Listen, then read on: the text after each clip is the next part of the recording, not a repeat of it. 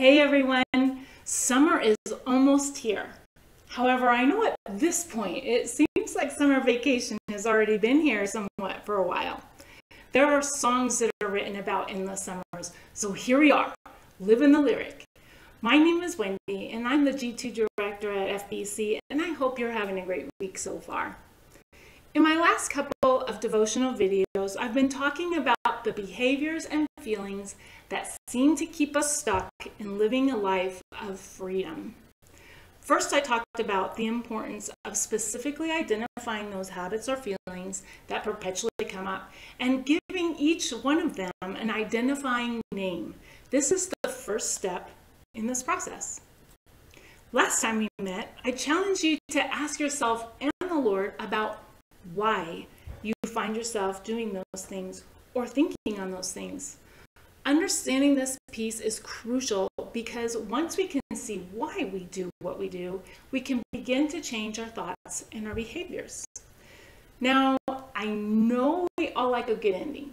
We all like to get to the good part and see the happy resolution. However, my challenge to you for this week is to stop here and stay for a while.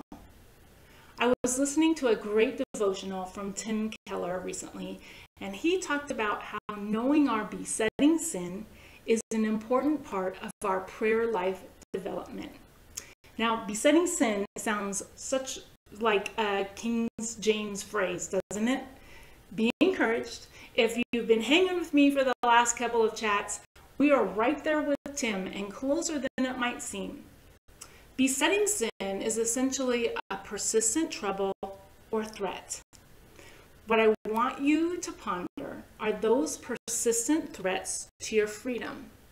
Yes, they often come in and snag us up, and we like to think that a simple "I'm sorry" or "I sure I won't do that again" will resolve all the issues. However, as we have talked about already, that never seems to be the case. So let's camp out here and think.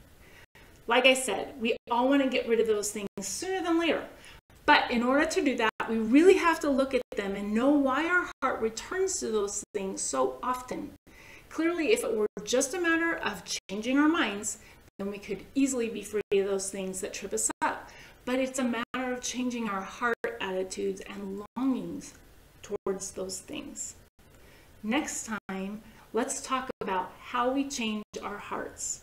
Let me encourage you, spending time in this space is time well spent. Proverbs 27:23 says this: "Know well the condition of your flocks and give attention to your herds." Now, I know we're not shepherds. As that verse applies to us today, we have to know our chains in order to get rid of them.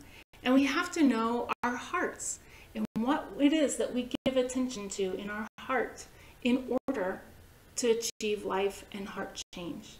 Stay with it. It's possible. See you next week.